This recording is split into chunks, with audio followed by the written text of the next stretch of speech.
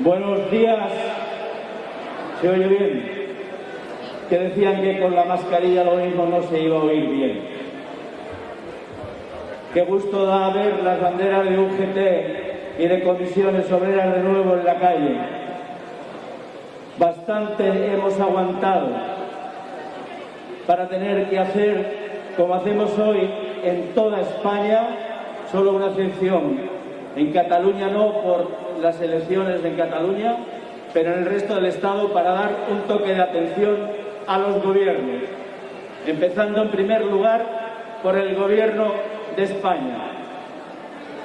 Le estamos planteando al Gobierno que asuma su compromiso con la clase trabajadora de este país, que se reabran las mesas de diálogo social para abordar al menos 3 cuestiones fundamentales.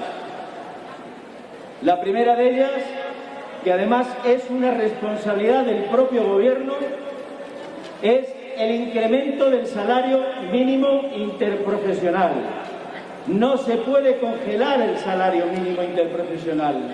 Es una competencia del Gobierno de España. Está en el Estatuto de los Trabajadores. Pero es que diremos más sobre esto. Aunque sea una cantidad mínima el incremento, es que hay un compromiso del Gobierno de España con los agentes sociales, con los sindicatos, que está en su programa de gobierno, de llevar el salario mínimo interprofesional hasta el 60% del salario medio, del 60% al salario medio, que no es otra cosa que una recomendación de la Unión Europea, que es un compromiso europeo.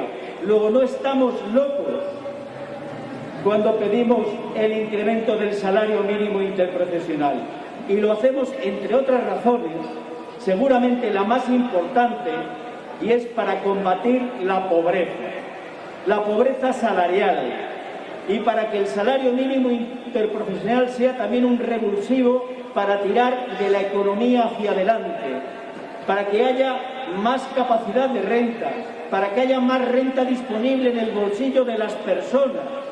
Luego, el subir el salario mínimo interprofesional es una cuestión necesaria para relanzar nuestra economía, además de una cuestión de mera decencia. Hay que subir el salario mínimo interprofesional, tiene efectos sobre el conjunto de la negociación colectiva. Esto es muy importante. Mirad, el año anterior, cuando se subió el salario mínimo interprofesional, el Gobierno además lo justificó colocándolo en la agenda europea, colocándolo también en el desarrollo sostenible, para conseguir equilibrio, cohesión social, erradicar la pobreza. Hay que subir el salario mínimo interprofesional. El Gobierno tiene que incrementar el salario mínimo interprofesional. Si no hay acuerdo, porque lo que no es de recibo, ya lo hemos dicho en otras ocasiones y yo lo voy a repetir aquí, no es posible que el Gobierno permita a la COE su capacidad de veto. No es posible que el Gobierno diga, bueno, eso es una cosa que está en el marco del diálogo social y si no hay acuerdo, pues se queda como está. Si eso es así, se le está concediendo a la patronal española una capacidad de veto que no es aceptable. Porque si no hay acuerdo, el Gobierno tiene que cumplir su obligación, y su obligación es legislar, y su obligación es erradicar la pobreza, y su obligación es incrementar los salarios para contribuir a la recuperación económica. En segundo lugar, las pensiones.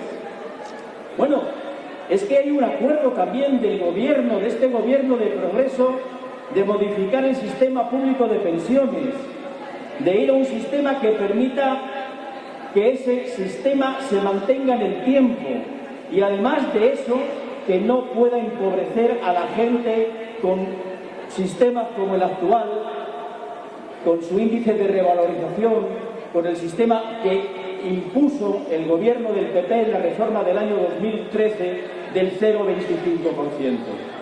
Hemos hecho un pequeño cálculo para que tengáis una idea. Aquí en Cantabria, la pensión media de una viuda o de un viudo, de una persona en estas circunstancias, son 780 euros.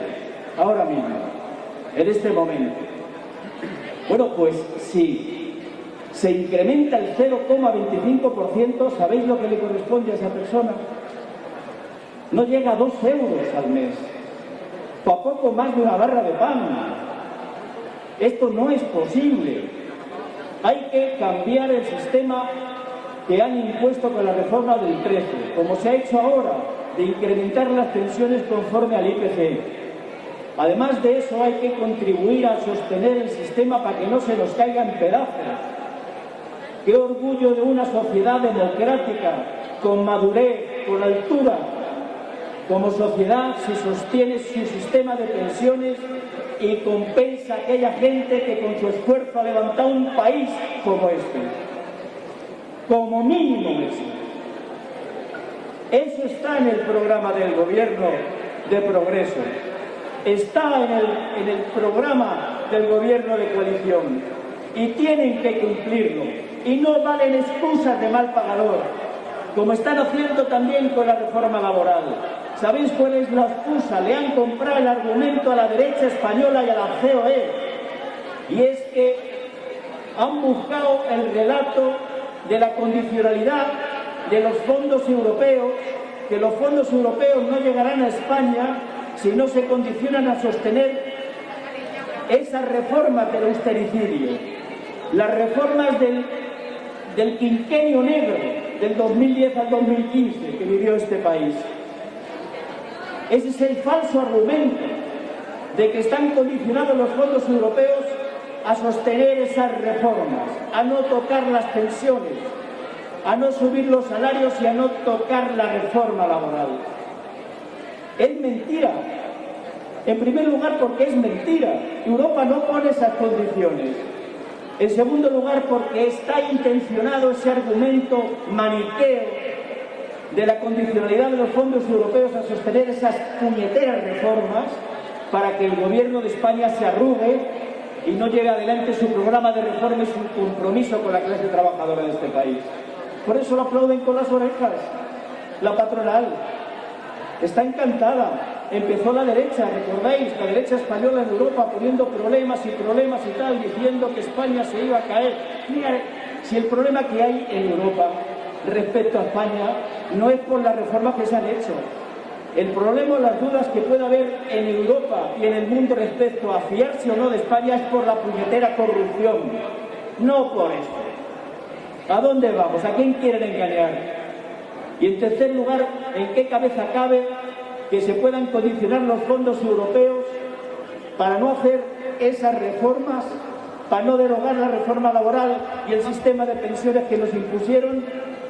Bueno, si esto fuera así, menudo fracaso democrático, porque España entonces estaría intervenida. Y España no está intervenida.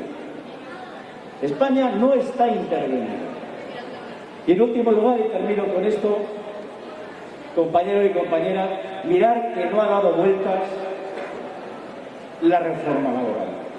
Mirar que no ha habido compromisos con derogar la reforma laboral, que si los aspectos más lesivos, que si lo de la ultraactividad, que si la prevalencia del convenio sectorial frente al de empresa para que no hagan convenios a la carta con el sobrino del jefe, o despedir a la gente por bajas por enfermedad que hubo que rectificarlo sobre la marcha, o esa rectificación que ahora se ha hecho de la reforma laboral facilitando los ERTE de fuerza mayor, entre otras cosas, para que no hubiera una cascada de despidos, que ya ha habido, pero eso se ha podido taponar.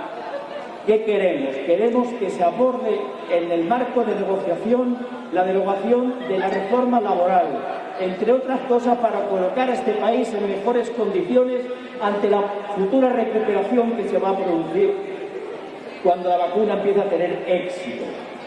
Porque no vaya a ser que la puerta que se abra no sea para que venga la gente a trabajar en las empresas, sino la puerta para que salgan.